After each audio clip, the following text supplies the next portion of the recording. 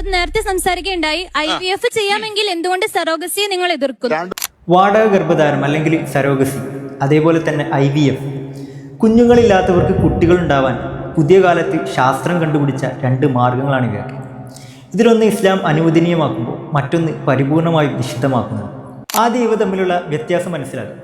ഒരു ഭാര്യയുടെ അണ്ടവും ഭർത്താവിൻ്റെ ബീജവും ശരീരത്തിന് പുറത്ത് വെച്ച് ലാബിലോ മറ്റോ വെച്ച് സംയോജിപ്പിച്ച് ഭ്രൂണമാക്കിയ ശേഷം അതേ ഭാര്യയുടെ ഗർഭപാത്രത്തിൽ തന്നെ നിക്ഷേപിച്ച് കുഞ്ഞിന് ജന്മം നൽകുന്ന രീതിയാണ് IVF എന്നത്. എന്നാൽ ഒരു സ്ത്രീക്ക് ഗർഭം ചുമക്കാൻ കഴിയാത്ത അവസ്ഥയിൽ തൻ്റെ അണ്ടവും ഭർത്താവിൻ്റെ ബീജവും മറ്റൊരു സ്ത്രീയുടെ ഗർഭപാത്രത്തിൽ നിക്ഷേപിച്ച് ആ സ്ത്രീയിലൂടെ കുഞ്ഞിന് ജന്മം നൽകുന്ന രീതിയാണ് വാടക ഗർഭധാരണം അല്ലെങ്കിൽ സരോഗസി എന്നത്. അപ്പോൾ എപ്പോഴാണ് ഇത് ഹറാമായി വരുന്നത്? ആ ദമ്പതികളല്ലാത്ത മൂന്നാമതൊരാൾ ഈ പ്രക്രിയയിലേക്ക് കടന്നു വരുന്നതോടെയാണ്. ഭാര്യ ഭർത്താക്കന്മാരുടെ അണ്ടവും ബീജവും സംയോജിപ്പിച്ച ശേഷം മറ്റൊരു സ്ത്രീയുടെ ഗർഭപാത്രത്തിൽ നിക്ഷേപിക്കുന്ന പാഠഗർഭധാരണം എന്ന പ്രക്രിയ പരിപൂർണമായും ഇസ്ലാം നിഷിദ്ധമാക്കിയിട്ടുണ്ട്. അതോടൊപ്പം തന്നെ മറ്റൊരാളുടെ അണ്ടമോ ബീജമോ സ്വയം സ്വീകരിക്കുന്നതും നിഷിദ്ധമാണ്. എന്തുകൊണ്ടാണ് ഇസ്ലാം ഇത് വിലക്കുന്നത്?